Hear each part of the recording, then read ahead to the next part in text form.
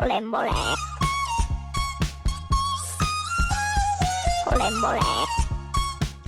I'm Dan. And I'm Cam. And this is a Candid conversation. But wait, let's hear what this one sounds like. Ooh, a double bell. Sound bath to bring in the new year. You can't even see it because it's black. There we go. Yeah, you got to hold it up. Yeah. Contrast, anything black's not going to appear on the background. See? I thought it was green. I thought it was green. I think it blends in with whatever our background is. I can get. I wonder if you wore green. Like, I'm trying to look around. I have a green. Be like Anchorman when. Look, you can't. Oh yeah, you can see it. When It's Brick green. is wearing his green shirt on the green screen, he's like, "Where did my body go?" Okay. Anyways, welcome to the new year, folks. Happy New Year. Here we are. How many of your resolutions have failed already? Okay, come on. No? Come on. No? I think most people can hold on for 2 days. Maybe they haven't even started it, and they're like, next week on Monday. Mine have usually failed by now. Oh, okay. Sorry for saying what I said. Yeah. Well, maybe you're just not thinking. We had an old episode on this, but maybe you're not actually thinking about who you are and working with yourself. Instead, you're fantasizing that you're somebody else and thinking you're going to do some. That's the episode that came out on Wednesday. It's got to be believable and doable. Yeah. You got to at least be able to attempt I was like, I want to lose 50 pounds. And then January 2nd rolls around. I'm like, I haven't lost any weight yet.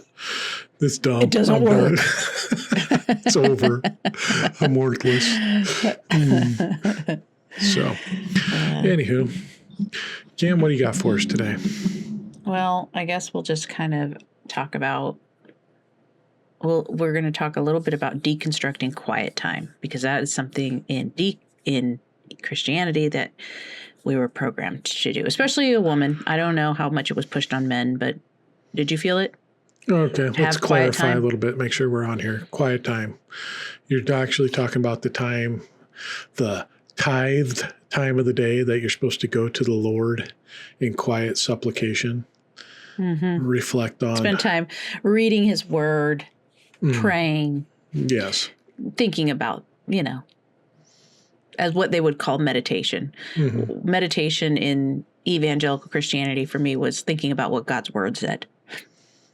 And I guess objectively, even though it's running through the filter of your own experience, your own education, upbringing, but they would say. In essence, wouldn't the quiet time there be kind of noisy? Because like you said, you have to run it through the filter. Well, you don't know you're doing that, but you are doing that. Yeah. So then all the filter is the influences that you have assigned as authority in this area. So you're listening to your preacher, the radio preachers, the book you read, Dobson. Or if you're not reading the information that they're giving you, which, whatever, you're spending time talking to God, right? Mm-hmm. Yeah. Praying. Yeah, but you still interpret him with whatever you've gotten programmed into you. But I'm saying, like, it's noisy in that fact that it's back and forth. Yeah. Yeah, it's pretty noisy, quiet time, because you're not actually... that's probably the point of this whole episode, is just the quiet time is supposed to be a time to work on self, figure out things for yourself, direction, motivation. Or just even, I would say in Christianity, quiet time for me looked like getting up before the kids got up. Mm-hmm. You were shamed if you did an evening one, but you could do it. It wasn't like you're evil for doing it. It was just like, it's not preferred. Mm-hmm. The best Christians get up early, right? Before the sun comes up even. But you want to get up before your kids get up. And then I would sit down, I would get some coffee, and I would have my Bible, and I would have my notebook, and I would read, maybe I'm going through a year reading the Bible in a year thing. And then I'm journaling about what I read, or I'm spending some time praying to God. So that's roughly what it looked like. And I don't know, it's called quiet time. You're right. In essence, it's kind of noisy, but I think the quiet was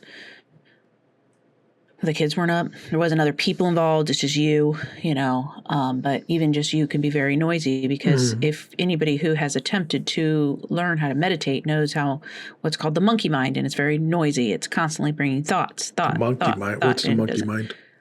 The monkey mind is just the bouncing from thought to thought to thought. When you go to quiet your mind and just like be, your mind goes crazy trying to come up with things like, look at this, think about this, and it's called the monkey mind, and you quiet it by, you don't try to force it quiet. You just kind of recognize it's there. And there's a lot of tricks people do. They start labeling a thought. Oh, that thought is this kind of thought. Like it's a thinking thought, or it's a doing thought, or you know what I'm saying? Like they label them, and that kind of helps them.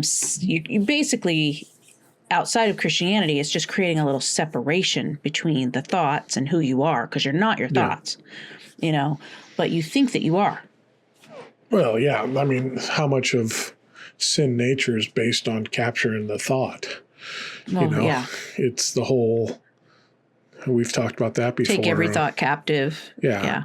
Where you need to confess that sin because you thought that about Kirk Cameron or Tiffany Amber Thiessen or whatever. Here she is again. Call back. So Dan's got a crush. But, you have these thoughts, and it's like, well, no, it's just a fleeting thought that popped in my mind. But now all of a sudden, no, that's a sinful. It's you, and you were sinful for having that thought. Instead of, you can control what you do with the thought. After that, you can play with it, or you can just go, oh, okay, and let it go. Because thoughts come from outside of you. There's thoughts that, but whatever. And they can also come from within, like, as your subconscious puts pieces together, it can bring a thought forward up to the surface. That's like an inspired thought. Like these things could go together, or, that's where you feel an inspired feeling to go do something or try something, right? And that gets me to what I'm going to be doing. And I told you today. Did I tell you that? Yeah. But it's something I've been thinking about doing for a little while. I really just came to the idea of what I'm going to do it with, and that's with Christianity. We have this quiet time called devotionals. We would have a devotional book, a 365-day book that you go through and you read something. And one of mine was My Utmost for His Highest, which is a very popular one. It's historically affected a lot of people. And that's written by Oswald Chambers. And then there's another one that's now popular, which I've never read, called Jesus Calling. I think The Jesus Calling, or just Jesus Calling. Yeah. And it's written by Sarah Jones, maybe? I don't know, Sarah something. And I'm going to go through those with another book that I'm going through, which is just for those who are spiritual or truth seekers, called, what's the name of that book? Awakening, 365 Days to Awakening, or something for Awakening. And that one's just written, it's written by, I'm sorry, I'm not even prepared. Like Mark something. Now I'm like so vague with everything. Well, when you actually are doing this series, it'll have all the details. Yes, it's a series I'm going to do and I'll probably talk about it sometimes on here or on our main, the Dan and Can podcast. I might, but it's just they're all like 365-day things, right? That you can go through, you read something, and then maybe there's some practical advice. And I want to see what kind of mindset it shapes. Each one shapes a specific type of mindset because you are shaped by your upbringing. You're shaped by what you feed yourself. Just like your physical body shows what you've been feeding it physically, it will, it'll show up on your skin or in your health or whatever. The same is true, like what you feed your mind, what kind of thoughts you're going to entertain too. You might be more aware of something that doesn't agree with you. Not that you should be listening to thoughts that are not necessarily where you stand, right? Someone who says something to you that kind of causes a little bit of friction, like, I don't know how I feel about that. I don't know if it's true or not, right? To cause you to go deeper. You should have thoughts like that. But what you don't need is thoughts that are actually untrue or inflammatory on purpose, intentionally to cause an uproar or an uprise in you. And you got to learn how to like work with those. And that's part of maturing. But anyway, so I want to talk about like the difference between a quiet time in Christianity, which is actually, like you said, kind of noisy, and a quiet time. These will be similar because I will read them, I will contemplate them, and I'll share whatever insights I come to, right? Especially the spiritual one. That's one I really want to do, but I thought, I could contrast this with a little bit of Christianity to see how to deconstruct or how it forms a mindset. But like meditation, let's just take that for example. Yeah. Meditation, true meditation, is a quieting or a, it's an awareness without having to without thinking so much. You don't realize how much you're thinking. You're constantly thinking. Yeah. Little things here and there, They could be mundane, stupid little things, but you're thinking. And when to just sit there and be quiet, like you've tried meditation and you have not mastered probably 5 minutes of it, have you?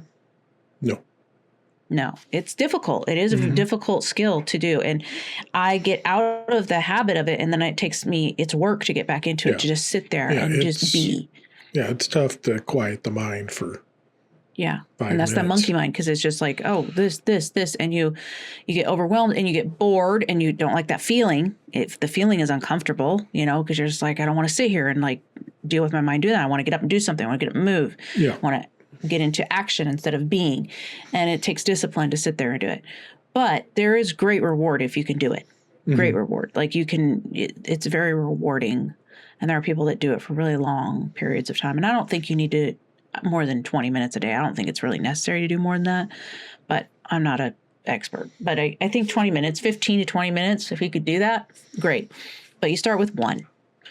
And it really is a quiet time. It's a time of you're not thinking about your to-do list. You're not even analyzing your thoughts. They're there. You notice them. And you can kind of what I would tend to do is I create an image of a cloud and I just plop them in that cloud. They will come back later to me when they're necessary, But in Christianity, the quiet time is just, you're really hearing not God necessarily. You're hearing what your pastors have told you that passage says and means, unless you're really, really open to the possibility of being wrong, which that does happen. And that's when deconstruction happens. Yeah. When you can actually question. See, I'm trying to reflect back because in evangelicalism, I didn't have much time for quiet time because of my work. I mean, even when I was just a basic store manager, I was still up at 5 a.m. Well, they would have been up at 3. I mean, honestly, they would have. Which is crazy. With my sleep schedule at that time, I might have been working the other job and been at work until 11 or 12. So, sleep for 3 hours, wake up, and then try to stay awake for a half hour, 45 minutes of quiet time. They would say if you love God, that's what you do. So automatically that goes to what that quiet time really is about, guilt and shame. And proving to your God that you're worthy of him. Yes, and proof of worthiness. Really what it is. And so when I would and I'd get in this time of year, it would always happen, because I remember sitting in my leather coat in the car. I'd drive to one of the other businesses around, sit in their parking lot, pull out the Bible, and try to start reading. I didn't even know this. Yeah. I'd go, because I'd work for a while, and then I'd go on my lunch break. So I'd pop in the car and go drive, sit in the car. So you're not where people are seeing you or going to question what you're doing. Yeah. And try to read. And it was boring as all hell. What are you talking about? It was tough to focus. Yeah. Especially when you're going through some of the Old Testament shit. Even some, and because it'd always be read these 2 chapters of Deuteronomy, Psalms, and then the Old Testament and the New Testament, a chunk of each. The New Testament, and then these Psalms. Well, by the time you're done with the Deuteronomy and you get to the New Testament, you're just flying through it. You're like, oh, I remember this story vaguely, reading through it. Like, oh, almost done. Now I can go to the Psalms. And by the time you're at the Psalms, you're like, fucking, this sing-songy bullshit you're going through. But then all of a sudden you start getting the guilt and shame that comes in with, oh, you're not focusing enough. Focus, recenter, focus on this, focus on this. And I think that's part of the program. And I didn't do a whole lot of devotionals, but you did the read through the Bible in a year, which is a similar thing. Yeah, that was the type of devotional I would do. Be your devotional. But some of these other devotionals, some of them are kind of airy and light and fluffy, and I'm sure even fundamentalists hate those. They want the deep stuff that they think. Let's focus on the greatness of God. Look, there's this love. Bird, and this and that. And it's like, okay, we could do that if we want. But then some of the ones that are like, like I think you're going to get with the Oswald Chamberpot, whatever his name was, is going to be more of, are you paying attention? You're not focusing here. There's going to be some shame, and I can't remember it, and I don't know if I ever went through it, but I'm anticipating that, and I'm not sure about the Jesus Calling. It's written by a woman, so I'm going into this blind. I don't remember any of the Oswald Chambers stuff, and I don't remember. I've never read the Jesus Calling one, and I've also never read the spiritual book that I'm going to do it with. So it'll be kind of an interesting little experiment. I think the thing with it is that all the programming that was in there before, you go into it automatically with unworthiness, shame, guilt. So then when you inevitably start to fail, whether you're trying to read through the Bible or do this thing for 365 days, or it's just blatantly telling you, yeah, you're right. You should be feeling unworthy, shamed, and guilty. You just that's a lot of noise that's going through your mind all of a sudden there, because then you're thinking about, oh, I could have done this better. I didn't do this right. I said this comment. I did that. I did this. And now you're flying all over and you got all these things judging and pointing out and telling you how bad and awful you are. And all it does is beat you into this. Or be how you can be, do more. Yeah. And I think, honestly, that if you take that into like a true meditation where you're trying to quiet the mind, or at least create that separation where you understand that you are not your thoughts. Meditation is really just creating this space that you don't, there is space. You are the observer of your thoughts. You're not your thoughts. You observe yourself having, and it's just a kind of an interesting thing when you get in there, because you realize you're the one watching the one having the thoughts. You're not the one having the thoughts. You're watching that one, and so it kind of helps you understand that you are like this source, that's behind this self that's higher. But I think we take that into meditation where I'm not doing this right. I can't sit still. I don't meditate right. When meditation can happen in a few breaths where you just recenter on the present moment, just being present, because spend a lot of time forward and backward, past, ruminating, future, anticipation, fear, and all that about what's going to happen. So I think if we can deconstruct that quiet time, I think it is valuable to have a time set aside every day where you do spend time reflecting, kind of asking yourself, instead of judgment, just why did I do that there?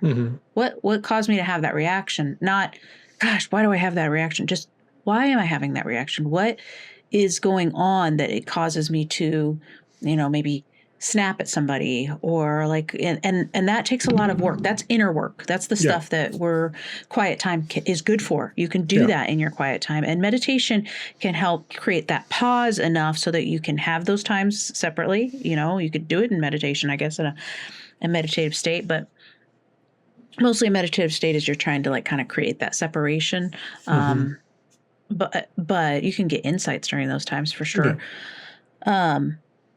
But yeah, I really, I guess, wanted to just kind of focus on how we can deconstruct quiet time so that it's still a good thing to do, but it's not where messages are being bombarded at you like, this is how you need to be. You're not being right enough. You're not being good enough.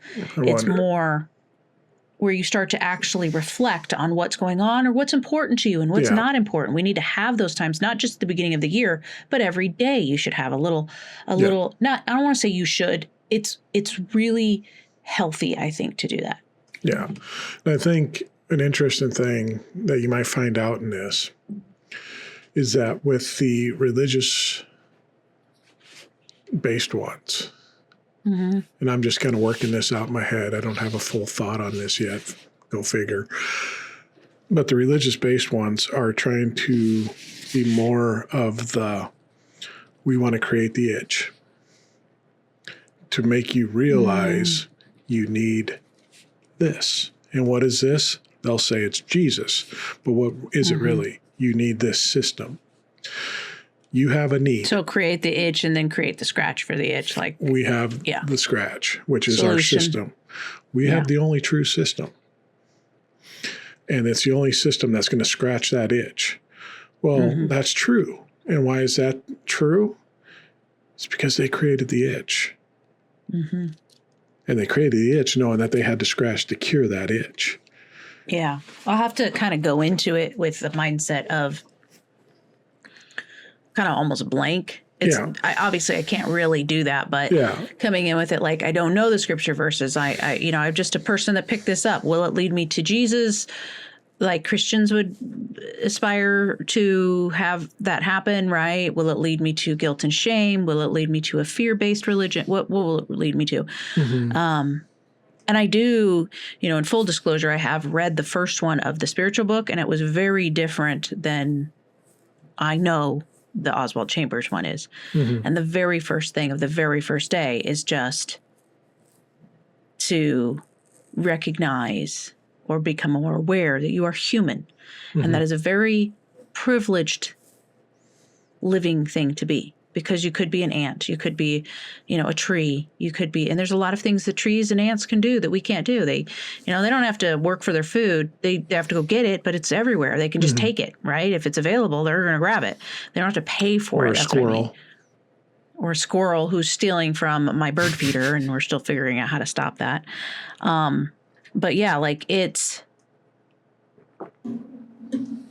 just thought it was interesting. And then it had a little reflection at the end to just like look out the window or sit outside and just notice the living beings and things around you. And, notice what they can do that you can't. Notice what you can do that they can't. And then just do something today that only a human can do. There's tons of things we do and we don't, it's just basically, at least in that one day, January 1st, it's just making you more aware of who you are. Yeah. And that's what I'm looking for, is more awareness of who I am, not who I'm supposed to be, not who I'm supposed to impress or who I'm supposed to please or who I'm just who am I? And then will it help me discover who I uniquely am and what I want to do and be and all those things.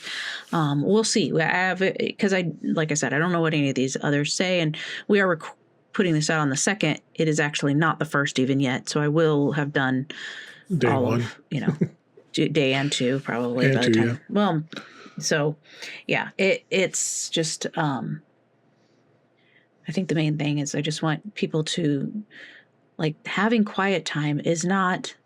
Don't throw that out with Christianity.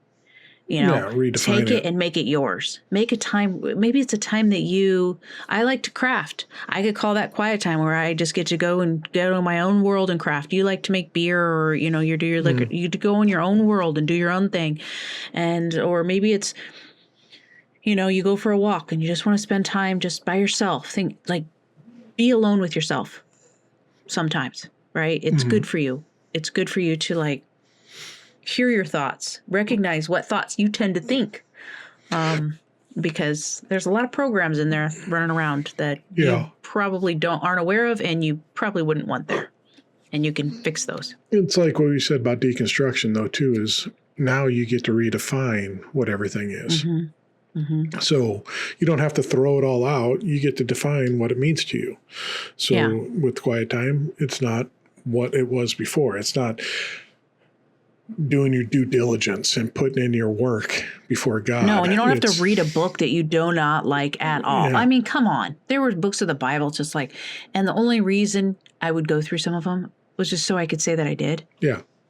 You know, Leviticus and Numbers. It can Leviticus your ass. I think you say Leviticus my ass. Perfect.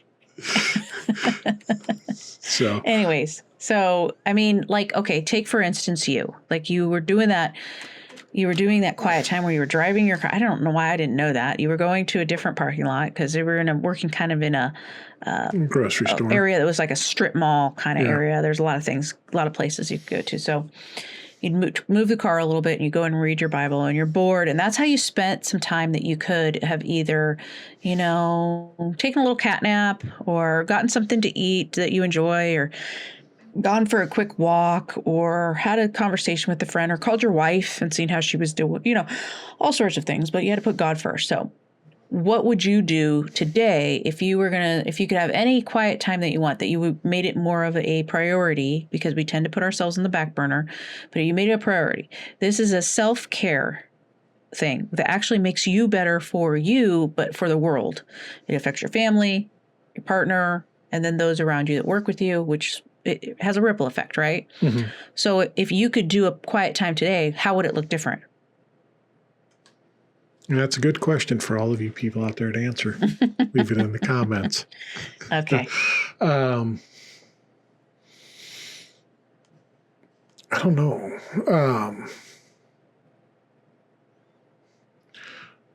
It might be with just experiment with something, whether it be with any of the liquor I do, or the editing, food, making a dinner or something like that. Trying to just, I guess, it'd be learning something new. So it's a time where you could learn. Yeah. A new technique on something, or a new way of making something, or creation of something else. So, and it would be something that you're wanting to learn. Yeah. Right. So maybe it's you research a new recipe or something, because I know you do that sometimes. So it's like, if you made a priority every day to learn something new, going out of your way to learn something new, not just it happening upon you, because those will happen, spontaneous learnings.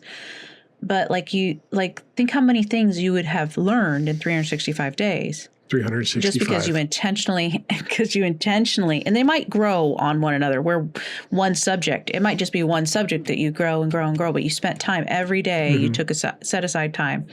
This is my quiet time. Whereas in Christianity, it was only for God. So you were focused on God the whole time, praying or reading or writing about God. And now it's, and how can I please him more? And now it's like, how can I enjoy this time? Like, it's mine. I got to do whatever I want with it, and I can make it my own, and I can. Yeah. I think there's a key difference there too, is because now you're saying what's going to be better for me, what's going to improve me, what's going to make my life, what am I going to really enjoy, more fruitful? What am I going to benefit? And you'll look forward to it. You're not going to dread it. Before it was, well, what is God going to benefit from this? What graces can I give him? What can I do for him? Which in essence is what it ends up being is, what can I do for the church? What can I do for the pastor? Well, what can I do for these other people in the system? I would push back against that and say you actually was for you. Because I do think we only really do what we think is for ourselves. We're kind of selfish creatures. Yeah. And I think you do it because you think God will bless you. You will get something from God. In some way, you're going to get something back. But it's not, I'm not saying it's healthy. I'm saying we tend to do, so Christians who are kind of trying to play off that they're doing something selfless is actually just as selfish as somebody doing something because they enjoy it. But I'm going to push back on you. Okay.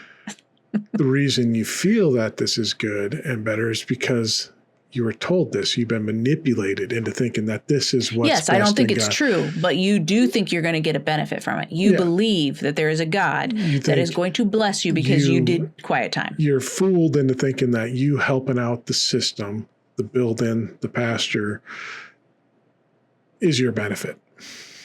Well, yes, but are we just talking about quiet time, or now we're talking about something else? No, in quiet time, because how are you benefiting? You're guilted when you're in your quiet time. That's when you're getting all this guilt and shame put on you because you're deep in it. You're focusing on how unworthy you are. So what are you going to do?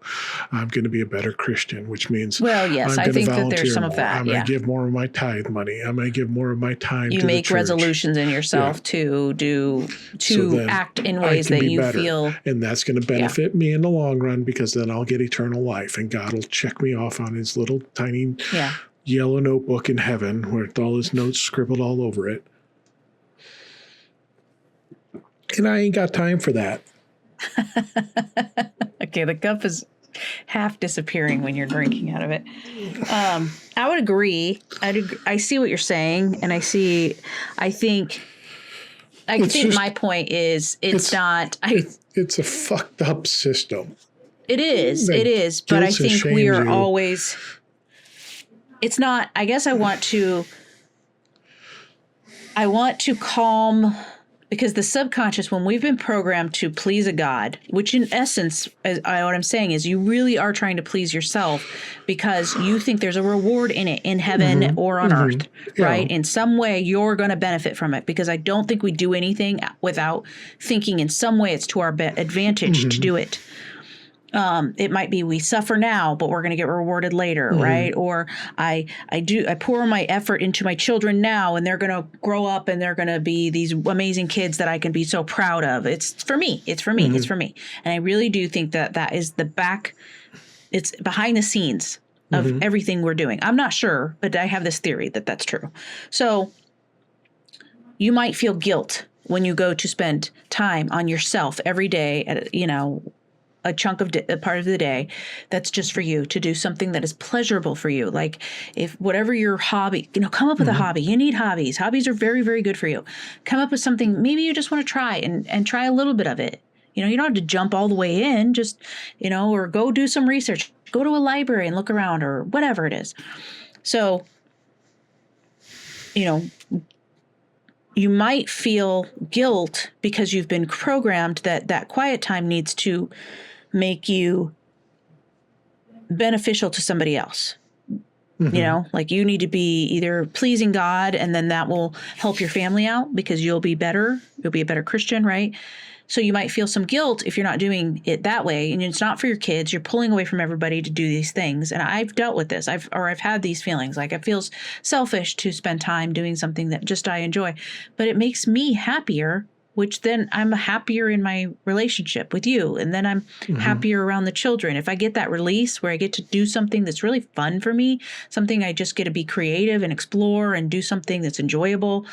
And I don't have to I'm not trying to prove anything to anybody. I'm not trying to I'm just being like a human, trying human things and seeing what I like. It ripples out. So you are being of benefit to others, but you have to start with you. Does it benefit you? And if it benefits you, it will benefit others. Yeah.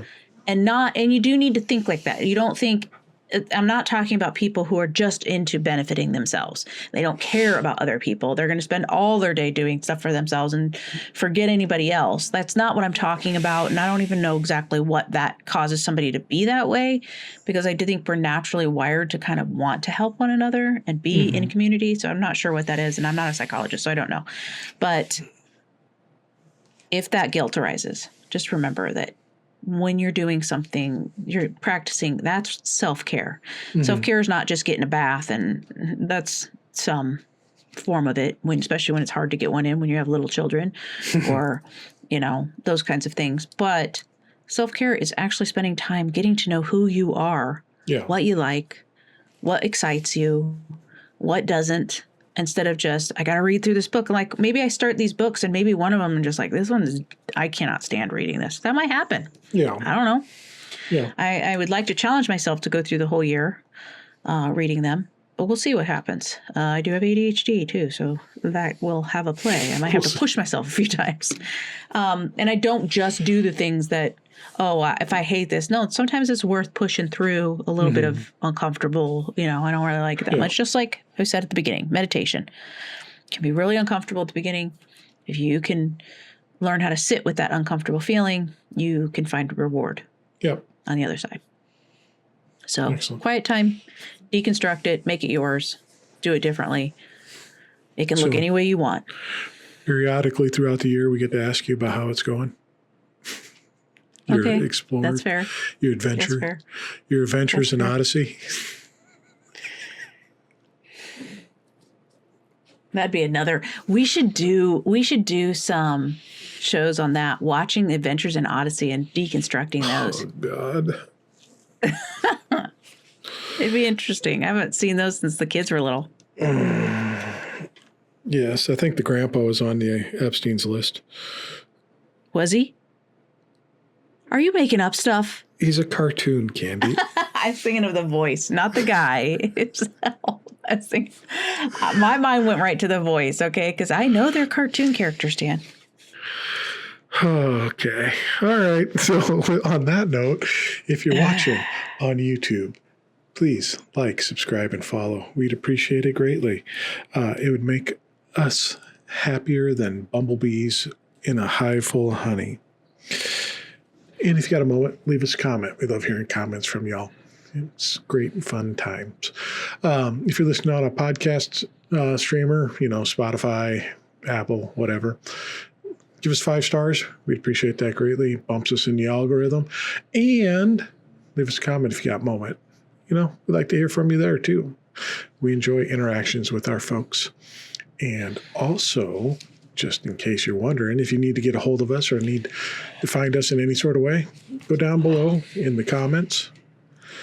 And you'll have all our links down there. The main one, danandcan.com, where you can get into everything we're doing. And then Candi broke out a few that she wanted to make it easier for you to get to her and some of the stuff she's doing down there. They're broken out from that also. But everything's under danandcan.com. So if you want to get a hold of us, down in the description, all the links. Other than that, Can, just find some quiet time today and think and reflect on life in general. And as you're doing that, maybe have the dulcet sounds of the Dan and Can podcast rolling through in the background. Super comforting. And you can have our voices in the background. Just listening. Start at episode 1 and move it all the way through to, I think we have almost 300 episodes out now altogether between the two. So, sheesh. Listen and obey. All right. It's trust and obey, usually. That's what the Bible taught. That's what we were taught. Listen. Trust and obey. For there's no other way to be happy in Jesus than to trust and obey. And if you know that song, if you know, you know. Okay, he doesn't know it. No, I don't. I stopped learning songs a long time ago. All right, folks. Deuces. Enjoy the new year. Hope it's going good for you. Bye. Bye. Happy New Year.